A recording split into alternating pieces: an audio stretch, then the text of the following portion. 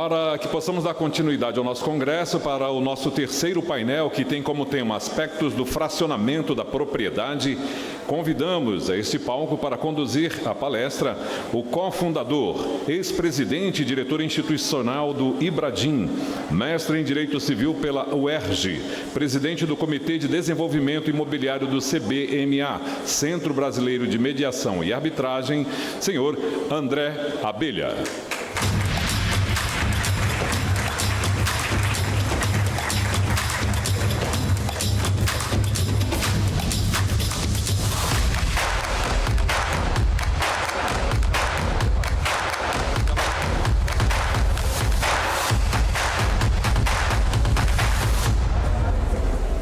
Bom dia a todos. Ana Maia, muito obrigado pelo convite. Você sabe como eu fiquei feliz o dia que você me ligou, perguntando se toparia vir a Manaus. É uma alegria voltar aqui. Eu já estive aqui com a família, a gente ficou 2 dias em Manaus, depois fomos para as margens do Rio Negro. Que lugar incrível, assim, foi realmente uma das melhores viagens que nós já fizemos. Obrigado também ao presidente do IRIB, Dr. Baltazar, quem não tinha conhecido pessoalmente, mas já admirava de longe, né? A gente já tinha se falado algumas vezes, trocado algumas mensagens. Minha primeira vez no evento do IRIB, o que me deixa muito, muito orgulhoso. Um pouquinho nervoso, porque a plateia é sempre muito qualificada, então a gente tem que ter cuidado para não falar muita besteira, né? Um pouquinho, às vezes, passa despercebido. E dizer, e não porque eu estou na frente de vocês, que eu realmente sou um fã dos registradores. Assim, literalmente, os registradores, eles são fundamentais para o desenvolvimento do país. Vocês são um exemplo para o mundo inteiro, né? Eu me lembro quando eu assisti a defesa da tese de doutoramento da Bianca Castelar, e ela fez uma comparação sensacional dos sistemas registrais do Brasil e dos Estados Unidos. É uma coisa impressionante. Todas as vezes que eu tive a oportunidade, como advogado, de ter contato com os sistemas registrais de outros países, eu nunca tive dúvida em dizer que o Brasil, ele lidera o mundo nesse setor, e vocês não param de evoluir. O mapa do registro de imóveis, que eu chamo de Google do direito imobiliário, e que eu espero daqui a pouco tempo já tenhamos uma versão 2.0, por assim dizer, com muito mais coisa legal ainda, uma experiência, né, do usuário. E eu digo isso porque o pessoal que é responsável pelo desenvolvimento me procurou para, enfim, pedir opinião, porque sabem que eu uso todos os dias lá no escritório, eu e minha equipe usamos sem parar, e é uma ferramenta simplesmente maravilhosa. O ANR, enfim, as coisas que têm sido implementadas, tantas coisas. Então eu poderia ficar aqui a manhã inteira elogiando, porque eu realmente só admiro, assim, eu acho incrível. E assim, a Ana ontem estava me comentando, encontrei com a Ana 2 da manhã quando eu cheguei ao hotel, e ela falando, né, do painel maravilhoso que tivemos aqui com os registradores aqui do Amazonas e da dificuldade. E antes de você me falar isso, Ana, isso é algo que eu sempre penso, porque os cartórios, eles são presentes em todos os lugares do Brasil. Não sei se mais do que os Correios, talvez, mas são mais de algo como 3.800 cartórios no Brasil inteiro. São muitas serventias em lugares distantes, em lugares remotos, com dificuldade de estrutura, dificuldade de atendimento, mas ainda assim os oficiais perseveram, e eu não hesito em dizer que vocês hoje fazem parte da geração de registradores mais capacitada que o Brasil já teve. Os concursos públicos tiveram um efeito fundamental nessa melhoria, e também essa atuação incansável, institucional. A gente tem cada vez mais registradores no Instituto Brasileiro de Direito Imobiliário, o Ibradim, que é um instituto sem bandeiras e cuja função é servir de palco neutro para as 1000 discussões. No IBRADIM todo mundo cabe. É advogado, registrador, notário, corretor, arquiteto, quem quiser, juiz, quem quiser participar do IBRADIM para discutir. E é muito legal porque lá todos se sentem à vontade para defender suas bandeiras, né? E a gente consegue efetivamente avançar muito no diálogo. Então, fica aqui esse registro. Gastei já 5 minutos, né? Mas eu não poderia deixar de deixar claro as razões que me deixam tão feliz de estar aqui com vocês. Pois bem, vamos passador, vamos ver se eu consigo me achar com ele, né? A minha missão aqui, e esse foi um tema que eu sugeri à Ana, é falar um pouco do fracionamento da propriedade. A gente acabou de ver a palestra da Paola, aliás, foi ótimo, né, quando surgiu essa inversão, porque a Paola preparou o terreno para mim, foi maravilhoso, assim, e adiantando, concordo, eu diria que eu concordo com 99,9%, só uma parte da fração, vou falar da fração ideal aqui, que eu gostaria de dar minha visão, mas super instrutiva, muito legal, e enfim, não poderia ter vindo em melhor tempo essa inversão. E por que eu quis falar, né, desses aspectos práticos sobre o fracionamento da propriedade? Porque, como a Paola ressaltou, há muita confusão. Entre advogados e no judiciário, muito mais, porque vocês, registradores, ainda contam, né, com essa capacitação e essa prática diária que os deixa muito mais capazes de identificar, mas ainda assim eu acho que é relevante a gente dar esse zoom out para poder ter essa visão do todo, né? A Bianca falou de algo ali mais específico e, como vocês vão ver, eu vou tratar do tema a gente olhando ele mais do alto. Deixa eu ver aqui, eu tenho que me entender com esse passador, peraí. Olha, o botão do meio, é o do meio, né? Mas não está indo, peraí. Pronto, foi. Então, para isso, eu gostaria que a gente desse um voo saindo aqui do Lelier, indo direto para o Rio de Janeiro, lá em Copacabana, onde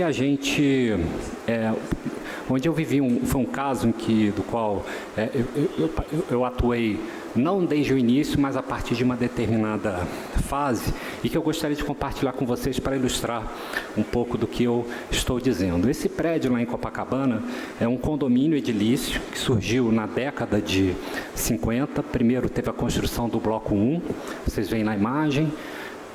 Depois teve a construção de um bloco 2, originalmente pertencia a um banco, ao Banco Boa Vista. E se vocês repararem no fundo, tem uma garagem que acessa por um túnel lateral, tá? Abaixo, passa por baixo dos prédios e você chega na garagem. E esse é o título que deu origem à instituição do condomínio edilício, né? Nessa época, a 4591 de 64 ainda não tinha sido aprovada, a gente tinha uma regulação muito mais rara sobre isso. Aliás, até hoje a gente vê nos códigos de normas diferenças de tratamento na instituição do condomínio edilício, mas, enfim, isso não vem aqui ao caso neste momento. E aí o que aconteceu? O condomínio foi instituído, na época, claro, não tínhamos matrícula, porque a gente também não tinha a Lei 6.015. Esse ato ele foi objeto de uma transcrição, e lá na transcrição, né, na verdade, averbado à margem da transcrição, foi para o registro o que estava no título, que é o quê? Que aquela garagem dos fundos pertence à loja que está lá no bloco da frente.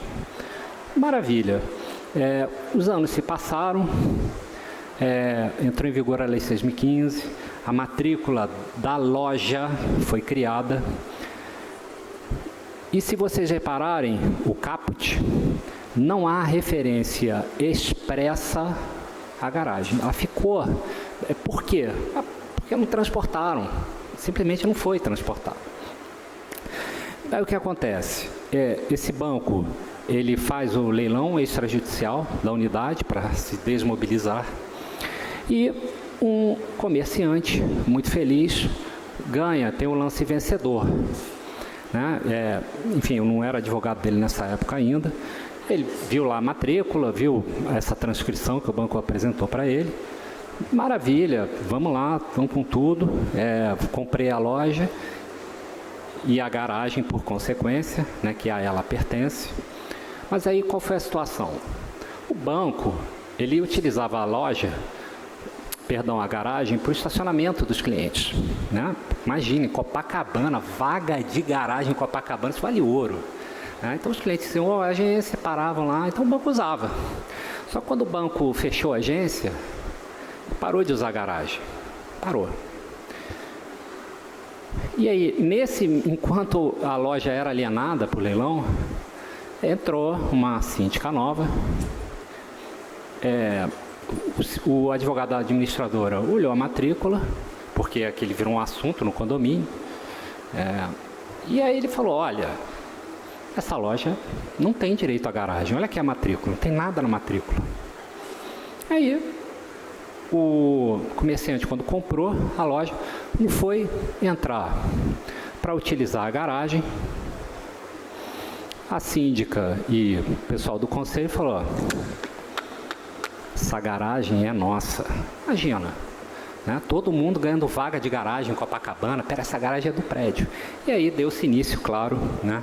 Uma longa discussão que foi parar, claro, no judiciário, em que se discutia, olha, bom, teve reintegração de posse, teve, enfim, ação declaratória, uma grande discussão, que felizmente terminou em acordo, tá? De compartilhamento da garagem, uma reforma, enfim.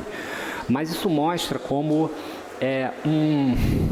um detalhe, né? Um detalhe de que não se transportou para a matrícula aquele direito assegurado, como se pode dar origem a uma briga muito complexa. Eu me lembro também quando eu estava em casa no domingo, eu peguei o Globo, né, porque a gente lia o jornal impresso, e eu vi lá na primeira página, lá no alto, né, dizendo que o condomínio tinha retomado um terraço de cobertura. Me interessou, obviamente.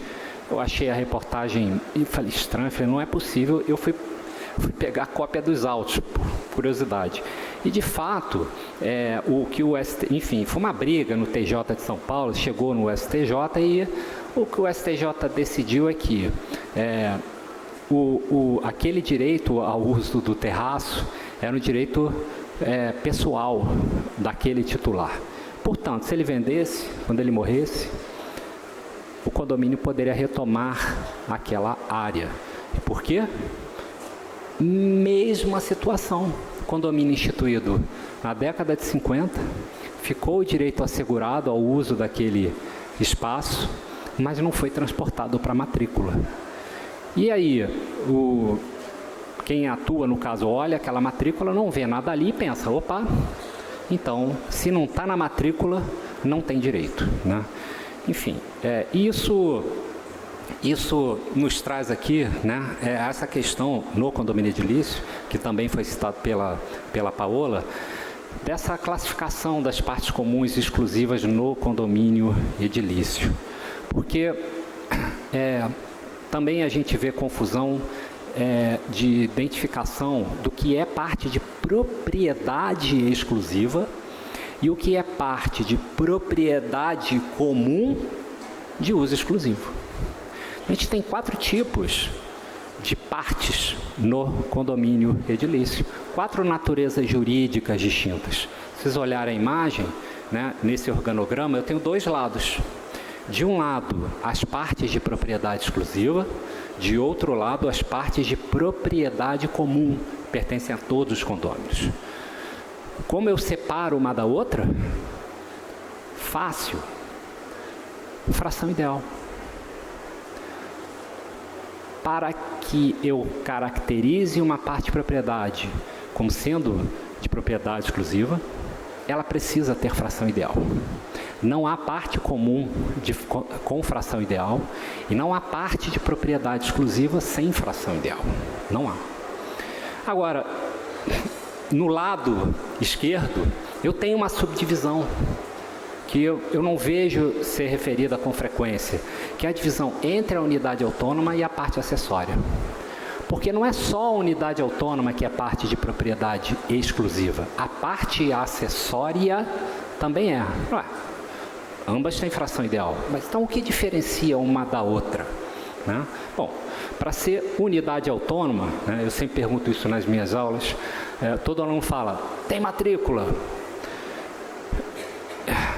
Sim, esse é um indício, tá, de que tendo matrícula própria será uma unidade autônoma, mas não é bem isso que a caracteriza. Por quê? Porque eu tenho unidade autônoma que não tem matrícula, que ainda não tem matrícula. Dois exemplos. Exemplo 1, uma unidade anterior à Lei 6.015. E que até hoje está no nome da dona Margarida. Não houve nenhum registro em relação a ela.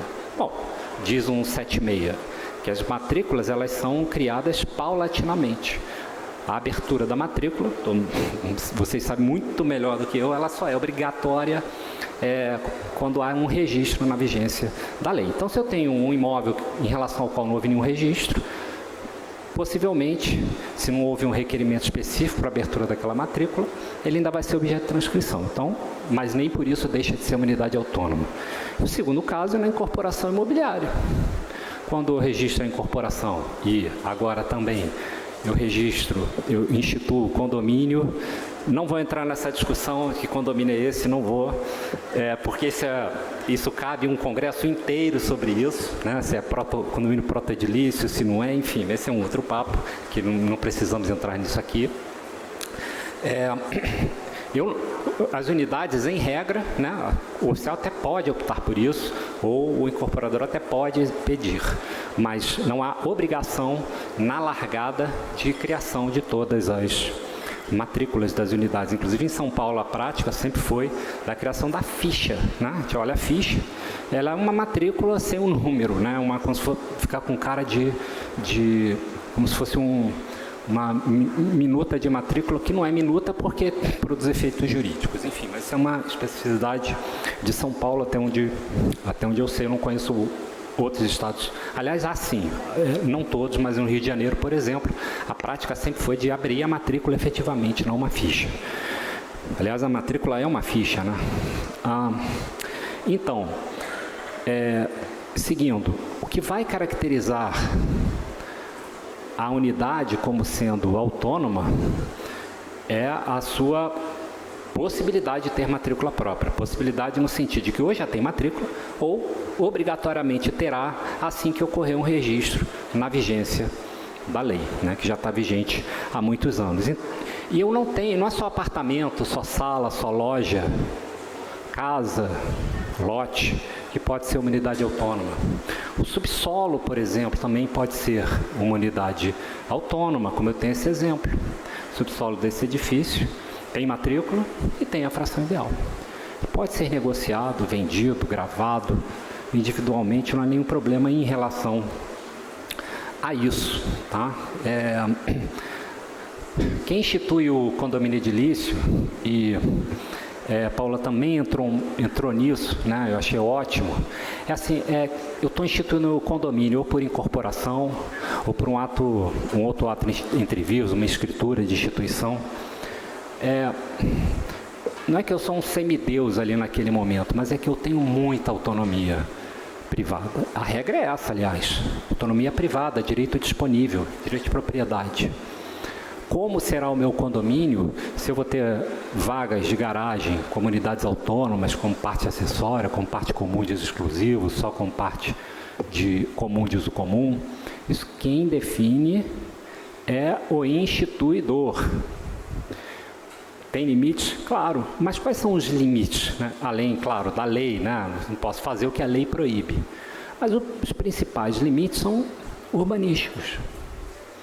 Eu não posso ter 200 vagas se a lei municipal só me permite ter 120, de acordo com as características, o zoneamento e as características daquele imóvel.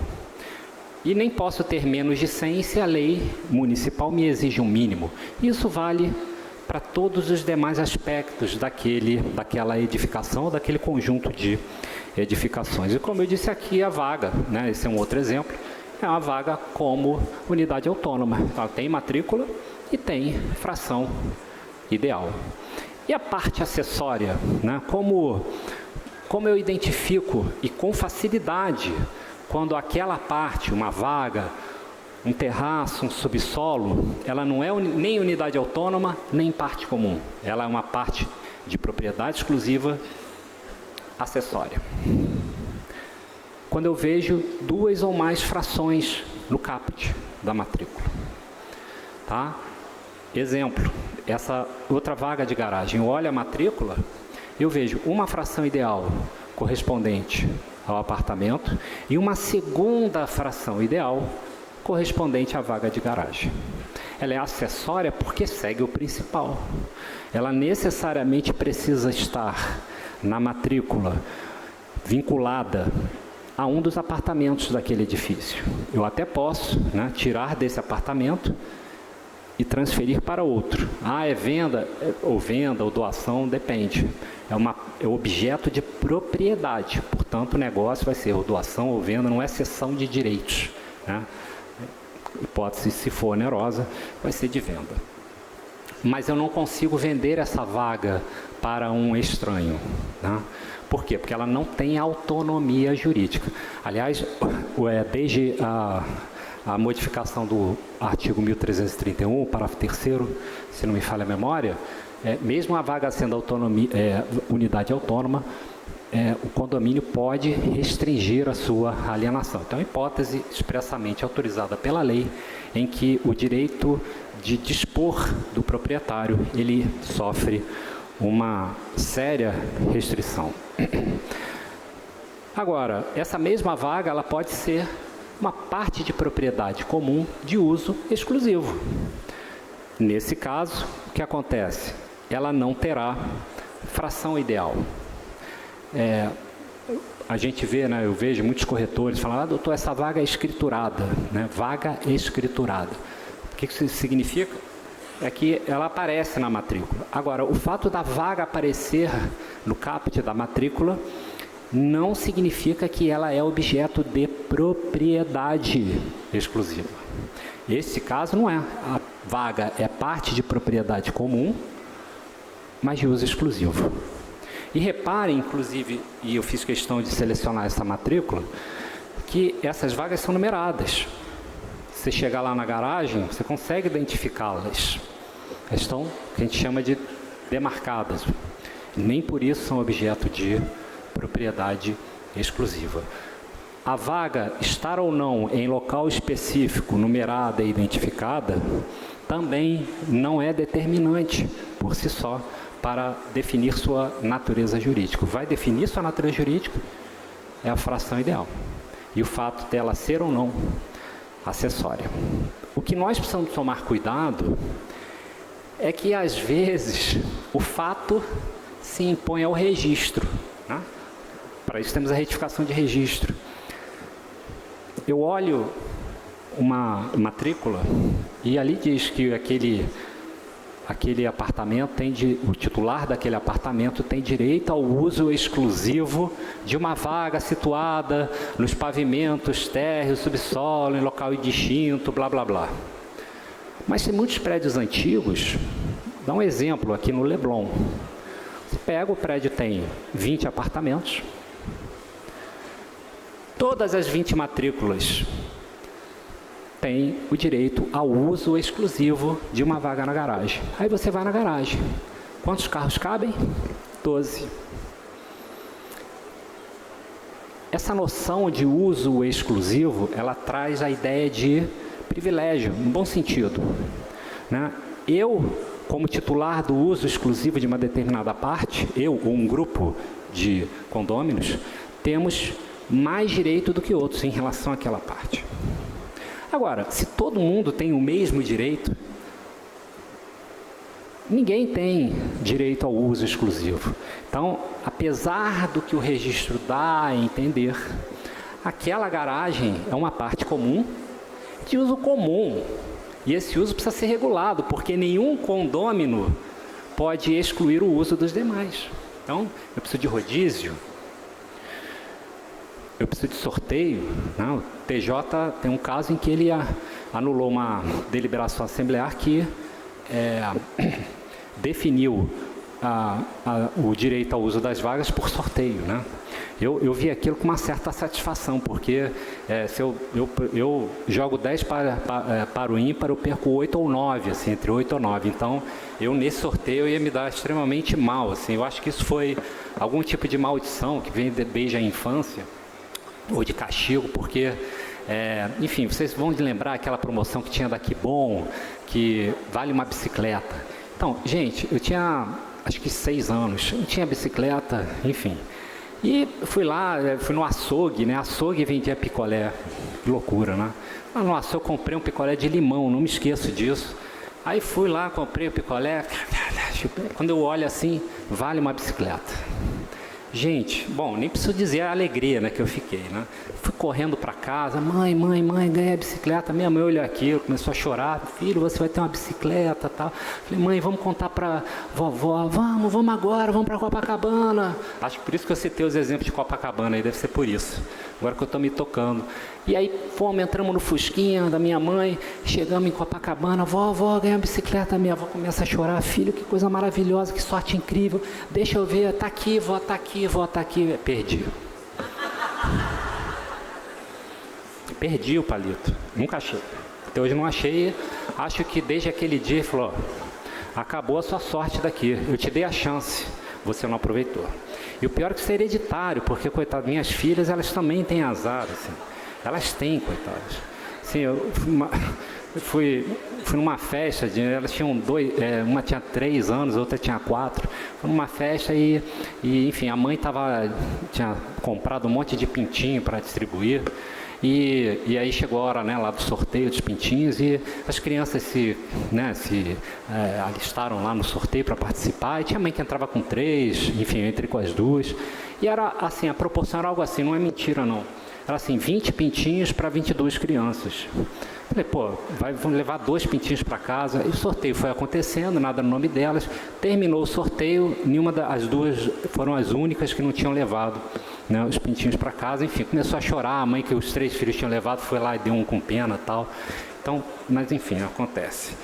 Mas voltando aqui ao que nos interessa, né? Então a gente tem que analisar com cuidado, isso muito mais para o advogado que está assessorando uma aquisição como essa.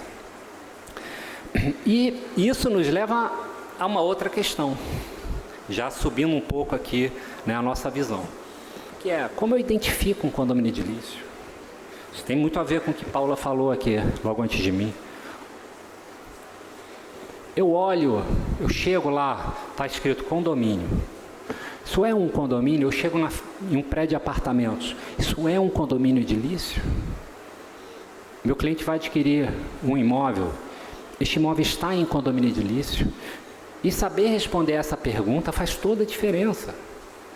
Porque a cada estrutura dominial, eu tenho regras específicas. Para o condomínio edilício, artigos 1331 a 1358-A, mais subsidiariamente aos artigos não revogados da 4591. Se eu estiver tratando de lote, em loteamento, eu não vou aplicar, no máximo por analogia, né, enfim, os requisitos de aplicação de uma regra de um instituto a outro por analogia são muito restritas. Em regra eu não posso fazer analogia. Muda tudo. Do condomínio edilício eu pago cota condominial. Se eu sou titular de um lote em loteamento de acesso controlado, eu não pago cota condominial, eu pago outra coisa. Saber quando eu estou diante de um condomínio edilício é muito importante e acho que não só para advogados, como também para registradores em geral. Porque nós temos, né, como eu vou mostrar para vocês no último slide, nós temos distintas estruturas dominiais. E no fundo é fácil, é muito fácil identificá-las. Basta a gente ter, né, 1 a 4 elementos característicos de cada uma que a gente já consegue diferenciar. Então, só para dar um exemplo, na foto aqui, desses 2 prédios, também lá no Rio de Janeiro. Do ponto de vista arquitetônico, urbanístico, físico, funcional, eles são idênticos. Todos são compostos de apartamentos, os 2 são compostos de apartamentos, tem hall, tem elevador, tem terraço, tem fachada, sistema elétrico, hidráulico, etc, etc. Cada unidade tem acesso à via pública, cada apartamento tem a sua própria inscrição de IPTU. Mas e aí? Os 2 são condomínio edilício, nenhum é condomínio edilício, só um é condomínio edilício. Como eu identifico isso? Né? Porque é o registro que me dá a resposta. Se eu estou falando de propriedade imobiliária, né? Quem constitui, declara, transmite, extingue esse direito é o registro. Se a gente olhar, no prédio da direita, eu tenho o padrão, apartamento tal, e respectiva fração de tanto do terreno. Mas se eu olho o prédio da esquerda, prédio de 5 pavimentos situado na rua tal, dividido, olha a palavrinha aqui, boa para confundir, dividido em 20 apartamentos de números 11, 12, 13, blá, blá, blá, blá. No prédio da esquerda, eu consigo vender o apartamento 11? Consigo gravar o apartamento 11? Não. Por quê? Porque não há autonomia jurídica. Não há autonomia jurídica. Ele não é, em si, considerado objeto de propriedade. Ele é uma parte integrante do prédio. Este, sim, é o imóvel. O imóvel é o prédio, composto dos apartamentos tais. Na direita, o imóvel é o apartamento, que é composto de sala, quarto, cozinha, e da mesma forma eu não posso vender a cozinha separadamente. Isso faz toda a diferença. Então, como eu faço? Mas eu queria vender o apartamento 11. Olha, para vender, você precisa antes instituir um condomínio edilício aqui. Se for possível. Por quê? Porque se eu posso ou não ter um condomínio edilício depende também do município. Né? Neste caso aqui, em regra, só de olhar a matrícula já posso dizer que eu posso. Por quê? Porque se eu tenho isso na matrícula, porque o projeto de construção desse edifício foi aprovado pelo município, que analisou o projeto de acordo com as leis urbanísticas então vigentes. Então, eu posso instituir? Posso. Artigo 1332 do Código Civil e olhar o Código de Normas do meu estado. Porque varia, tá? Os documentos não são exatamente os mesmos, o entendimento sobre cada documento às vezes varia. Eu estou com um caso na Bahia do Bernardo, a Bahia do Bernardo, não o caso. E a oficial está exigindo que eu volte ao município para obter uma licença específica de instituição do condomínio edilício. Se não está no Código Civil, não está no Código de Normas. E aí? Enfim, então, isso é só para vocês verem como isso, eu posso ter muitas variações. Esse é um outro exemplo, né? É um prédio, né? Prédio no sentido de gênero, que é uma casa, composto dos apartamentos 101 e 201. Está na matrícula. É um condomínio edilício? Não. Eu tenho fração ideal no caput? Não. Gente, se eu não enxergo no caput a fração ideal, eu já posso afirmar, salvo se não se indicou a fração, né, por erro. Eu nunca vi, em 25 anos, nunca vi nenhum erro desse tipo.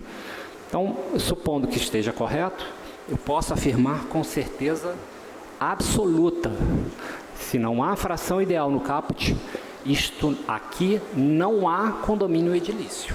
Não há. Agora, nesse caso, por exemplo, da mesma forma que eu mencionei naquele outro prédio, o proprietário ou os proprietários podem ir ao ofício de notas, e hoje nem precisam ir, né? Assina a escritura eletrônica, assina a escritura de instituição de condomínio edilício, leva para o cartório de registro de imóveis, E com isso nasce o condomínio edilício e com ele as matrículas de cada apartamento. Agora sim, o apartamento 101 e respectiva fração ideal é objeto de propriedade autônoma. E aí, voltando ao tema da Paola, né, a diferença entre uma unidade em loteamento e uma unidade em condomínio edilício. No loteamento eu olho a matrícula, prédio e respectivo terreno. Não há fração ideal. Ele pode ser cara de condomínio, orelha de condomínio, rabo de condomínio, não vai ser condomínio edilício. Condomínio de lote, ali, eu vejo, o lote tem a fração ideal. Então, é muito fácil fazer essa diferenciação. No segundo caso, eu aplico a 4591. O dever de pagar as cotas condominiais vem do artigo 1336 do Código Civil. No primeiro, não. No primeiro, essa obrigação, e a Bianca citou bem a jurisprudência do STJ, ela, principalmente para os novos loteamentos, está lá num artigo que foi escrito em alemão, né, o artigo 36A, da Lei 6766, enfim. E aí, para finalizar essa comparação, calma, não está terminando, né? Pessoal, eu já vi alguns ali se alegrando, terminou, né? Não, ainda falta, calma. Ainda tenho 14 minutos e 37 segundos. Esse é um condomínio na Barra da Tijuca, lá no Rio de Janeiro, chamado Condomínio Novo Leblon. Condomínio enorme, foi um dos primeiros da Barra. O amarelinho demarca ali, né, os limites do condomínio. Aí você olha, são 8 prédios, tem um clube, tenho casas, eu tenho, né, um pórtico de entrada com controle, eu chego lá, ó, eu tenho que me identificar e se eu não tiver autorização do morador, eles não deixam eu entrar, não. Eu não consigo entrar. Aí eu vou pegar o CNPJ desse condomínio. Aí eu vejo lá, Condomínio Novo Leblon, tem CNPJ. O que está lá na natureza jurídica? Condomínio edilício. Falei, tá, deixa eu olhar o site, condomínio tão organizado, vamos olhar o site desse condomínio. Aí eu vejo lá, o condomínio tem síndico? Não, o condomínio tem presidente. E aí tem uma sigla, colegiado da ACNL. Que é isso? ACNL, que é esse, né? É uma associação. Isso não é um condomínio. Isso é um loteamento. É simplesmente um loteamento. Era uma grande gleba, foi objeto de um projeto de loteamento, foi aprovado. Doação de ruas públicas, doação de área para escola, inclusive. O loteador separou 8 grandes lotes. Em cada um desses 8 lotes, aí sim, houve o registro memorial de incorporação e em cada um daqueles prédios eu tenho um condomínio edilício. 8 condomínios edilícios no total. Mas não há o que a gente chama de condomínio master ou super condomínio da área toda. Essas ruas são públicas. Deveria poder entrar, porque o que a lei autoriza, quer dizer, o que a lei permite que o município autorize é o acesso controlado. Você vai no Jardim Pernambuco, que é um outro condomínio no Leblon, que só tem mansão, enfim, a mais barata ali deve ser uns 30 milhões, baratinho. Bernardo consegue comprar as 2 à vista. Mesma coisa, você olha a matrícula, não tem fração ideal, o acesso é controlado, mas a rua é pública. E shoppings? Gente, a mesma coisa, assim como num condomínio de casas eu posso ter efetivamente um condomínio edilício, como eu posso ter, né, casas autônomas num loteamento, cujos lotes se originaram de loteamento. Nos shoppings é a mesma coisa, eu posso ter mais de uma estrutura jurídica, mais de uma estrutura dominial. Se a gente for para o Barra Shopping, acho que todo mundo ouviu falar do Barra Shopping. No Barra Shopping, cada loja é uma unidade autônoma. tem um condomínio edilício, e cada lojinha é uma unidade. Se eu vou ali ainda na Barra, no Península, matrícula única, o prédio e respectivo terreno. Não há condomínio edilício aqui. Eu saio e vou para o Leblon, Shopping Leblon, condomínio edilício. Que ao contrário do Barra Shopping, as vagas de garagem, elas têm frações ideais e são vinculadas a certas unidades, não a todas. E aí, por fim, eu vou a Botafogo, no Shopping Rio Sul. Bom, lá no Rio Sul, eu pego as matrículas, também tem fração ideal, também é um condomínio edilício. Mas ao contrário do Barra Shopping e do Shopping Leblon, eu não tenho uma matrícula por loja. Quem instituiu o condomínio disse, olha, aqui cada pavimento tem a sua própria matrícula e fração ideal. 4 matrículas para o shopping. E o shopping não é a única edificação nesse terreno. Eu tenho a torre também corporativa. Lá na torre corporativa, cada que se chamou de salão, são 4 por andar, cada uma tem a sua própria matrícula. Quais são as frações de cada pavimento, de cada salão? Como elas foram definidas? Bom, uma coisa é a prática de mercado. Outra é a regra legal que obriga ou não o cálculo segundo um ou outro critério. Desde que a 4591 surgiu, né, as normas anteriores nem disso tratavam. A 4591, ao falar da fração, não estabeleceu um critério de cálculo. O Código Civil, quando surgiu, tinha. Ele dizia que a fração corresponderia ao valor da unidade, que por sua vez é calculado em relação ao conjunto da edificação. Foi um caos. Para os novos condomínios e incorporações, para os que já existiam, os síndicos em pânico, e agora vamos ter que mudar a fração de todo mundo. Felizmente, um ano e meio depois, veio a 10.931, a lei, e voltou ao regime anterior de liberdade. Tá? Os documentos do memorial de incorporação, quando estão listados no artigo 32, eles obrigam, por exemplo, que o cálculo do custo global da obra seja feito de acordo com a NBR da BNT, 12.721. Não há essa obrigação em relação à fração ideal. Então, por que se calcula a fração proporcionalmente ao coeficiente de construção? Que isso não é a mesma coisa que área privativa, ou metragem quadrada da unidade. É mais ou menos proporcional, mas depende de quanto de construção efetiva eu teria naquela unidade. Essa é a proporção. Posso ter uma cobertura, ter uma área aberta, um apartamento térreo, uma casa, enfim, vários critérios que... mas para o incorporador, ele olhou, quando começou a fazer incorporação, viu que faziam assim, ele começou a fazer assim, já tem a fórmula da NBR, o engenheiro já entrega prontinho, e se segue. Mas isso é obrigatório?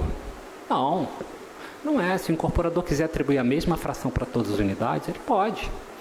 Não há nada na lei que impeça isso. Tá? Então, esse era o 0,001, viu? Né? Como assim, o juiz americano vai falar, doutor, in my opinion. Né? Então, essa é apenas a minha opinião. Pois bem, e aí a gente chega, então... já se encaminhando para o final, e aí agora sim, voando lá no alto, novamente ao fracionamento da propriedade. Eu estou falando aqui o tempo todo, né, ou de condomínio edilício, ou de loteamento.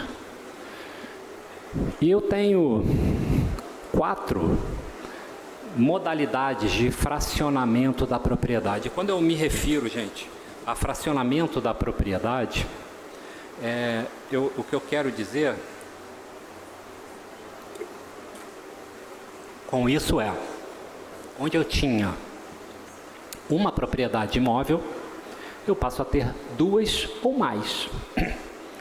Condomínio voluntário, ou ordinário, ou condomínio do Código Civil, como queiram chamá-lo, ou civil, ele não fraciona a propriedade, porque o objeto O imóvel continua sendo único. O que eu ganho é uma pluralidade subjetiva. Eu passo a ter 2 ou mais proprietários. No condomínio edilício, o requisito do condomínio é que eu tenha 2 ou mais unidades autônomas para caracterizar esse regime dominial. Tá? E é por isso que, inclusive há um enunciado cujo número eu me esqueci, do Conselho da Justiça Federal, na Jornada de Direito Civil, em que se disse, olha, a convenção de condomínio e o ato que o institui, eles podem ser outorgados pelo titular único da edificação, porque eu não preciso ter mais de um proprietário para ter condomínio edilício. Né? Então, muitas vezes se fala, vamos dar um jeitinho aqui, doutor, faz o seguinte, promete vender uma unidade, a gente registra, aí assina a convenção, aí eu registro e depois você cancela. Mas no fundo não é necessário, não precisa, eu posso. Né? Aliás, isso acontece na maioria dos casos. Na incorporação imobiliária, as matrículas, as unidades autônomas, na largada, quando a incorporação é registrada, surgem desde logo, e todas em nome do incorporador. Né? Se havia dúvida de que elas surgiam, ela acabou com o parágrafo 1º-A do 32. Desde então, essas frações já são submetidas a um regime especial de propriedade. Então, é por isso que o condomínio edilício é uma das modalidades. E eu tenho, indubitavelmente, eu tenho desde 2018, com a Lei 13.777, que inseriu os artigos 1358b e seguintes no Código Civil, a multipropriedade. Na verdade, a multipropriedade já era praticada no Brasil desde a década de 80, começou no litoral de São Paulo. Na multipropriedade, ou no condomínio em multipropriedade, eu também tenho um fracionamento da propriedade no tempo. No tempo. Né? Então, aquela fração de tempo, ela pode ser negociada. Ela vai ter uma matrícula própria, né? Traço A, traço B, traço C, mas é no tempo. Porque a matrícula matriz daquele imóvel, ela continua existindo e você tem as matrículas acessórias a ela. Terceiro, que já comentamos aqui, é o parcelamento do solo, que não se confunde, no caso do condomínio de lote, com o condomínio edilício. Perdão, não se confunde, se não for um condomínio de lote, com o condomínio edilício. Porque o condomínio de lotes, isso também adorei o que a Paula disse, ela é um condomínio edilício. Aliás, o legislador, como você falou, Paula, inseriu lá no capítulo do condomínio edilício, lá no 1358A. É uma seção, a seção 4, se não me engano, do capítulo referente ao condomínio edilício. Eu tenho um condomínio de apartamentos, eu tenho um condomínio edilício de salas, de loja, multiuso, e eu tenho de lotes. É lote, condomínio de lote no sentido da destinação daquela unidade. Ela é um lote, né, das suas características físicas. Pois bem, então o parcelamento gênero tem o loteamento e eu tenho o desmembramento quando eu não tenho abertura de vias públicas. E o loteamento ele pode ser com acesso ou sem acesso controlado. E é quando ele tem o acesso controlado que ele se confunde e muito com o condomínio edilício de lote. Mas a gente já viu agora, fácil. Condomínio de lote, eu tenho fração lá no caput. Se eu não tenho fração, a hipótese é de loteamento, do gênero parcelamento do solo.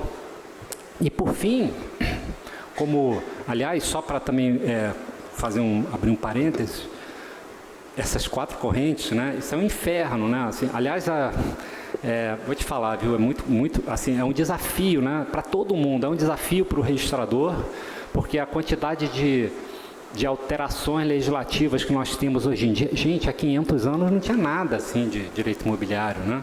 Hoje em dia, cada semana eu tenho, né, uma lei, uma norma legal, ou uma tese nova do STJ, enfim, é muito difícil de se manter atualizado, né? Mas a gente tenta, e no caso do extrajudicial, e eu louvo o Código de Normas Nacional nesse sentido, mas nós temos muita diferença. A lei é federal, mas o entendimento não é estadual, não. O entendimento é pessoal, às vezes na mesma cidade, né? O que eu consigo registrar num cartório, eu não consigo registrar em outro. Ah, André, mas e a solução? Não tem muito jeito, porque é como o juiz, né? O que um juiz defere, o outro pode não deferir. O papel do registrador é absolutamente fundamental na interpretação e aplicação da lei, né? Mas o que a gente caminha, né, com o Código Nacional de Normas e com o papel cada vez mais atuante da Corregedoria, é para essa uniformização. Não importa o entendimento, não importa se vai ser condomínio pró-edilício ou não vai ser. Mais importante do que isso é segurança jurídica. É eu saber, né, o que esperar daquele exame dos meus documentos. Para o oficial saber como aplicar aquela norma sem se achar exposto depois perante a corregedoria, enfim. Então, eu acho que esse é um desafio enorme, enorme. Por isso que a gente tem a pirâmide invertida de Kelsen no Brasil, né? O Código de Normas do Estado é mais importante que a Constituição, né? Ah, é inconstitucional. Ah, doutor, então você resolve isso aí. Eu vou cumprir o Código de Normas. Enfim, ó... Está aqui piscando, tempo esgotado, não tem problema, eu já vou para o último slide agora, só antes passando pela laje, que é a quarta modalidade, né, em que eu tenho aqui, onde eu tinha antes apenas uma propriedade imobiliária, eu passo a ter duas ou mais, né, das lajes efetivamente ou do subsolo, mas cada uma dessas unidades, elas podem ser alienadas independentemente, né? O que eu preciso que a lei exige que elas estejam em projeção vertical. Então, no condomínio edilício, eu posso ter, né, unidades espalhadas, né? O que se chama de condomínio horizontal. Me incomoda um pouco essa expressão. Eu gosto da expressão propriedade horizontal, que é o que os portugueses usam, os espanhóis. O condomínio horizontal, nesse sentido, né, das casas, acho que não, porque o importante no condomínio edilício é que justamente eu não tenho essa... a regra geral é que o dono do terreno, ele tem o espaço aéreo e tem o subsolo. No condomínio edilício, não. Né? Eu tenho o 201, não sou dono do 301 e do 101. Né? Então, por isso é que o sentido da propriedade, ele é horizontal. E a laje? É direito real sobre coisa própria, tem matrícula própria, mas não tem fração ideal,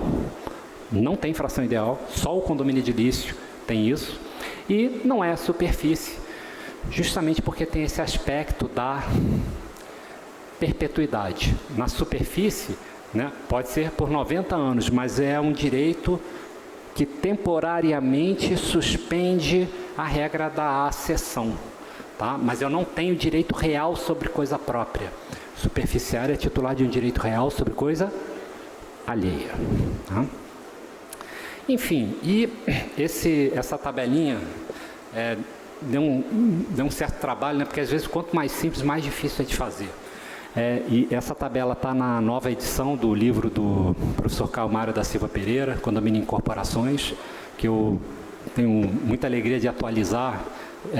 Já é a terceira edição da qual participo, sucedendo o professor Silvio Capanema. Então, hoje eu e Melim cuidamos da atualização desse livro. A 17ª edição acaba de sair e uma das novidades dessa edição é justamente essa tabelinha que nos permite ter essa visão panorâmica, porque o difícil é que cada estrutura tem semelhanças, né? Elas têm semelhanças entre si, mas é nas diferenças que a gente consegue distingui-las, tá? E nessa tabela eu incluí a coluna do condomínio voluntário, embora não seja uma modalidade de fracionamento da propriedade, porque acho que ficou mais didático, né, para mostrar que o condomínio voluntário tem também semelhanças com a laje, com a multipropriedade, com o condomínio edilício. Então, senhores, acho que consegui dar aí grande overview para vocês, né? Espero que seja de alguma forma... meu objetivo é sempre fazer com que várias pessoas consigam sair assim, com algo, né? Quando o conteúdo em regra ele se perde, mas se a gente consegue fixar alguma dica, algo que a pessoa consiga se lembrar, eu já considero minha missão cumprida. Então, muito obrigado, estamos juntos.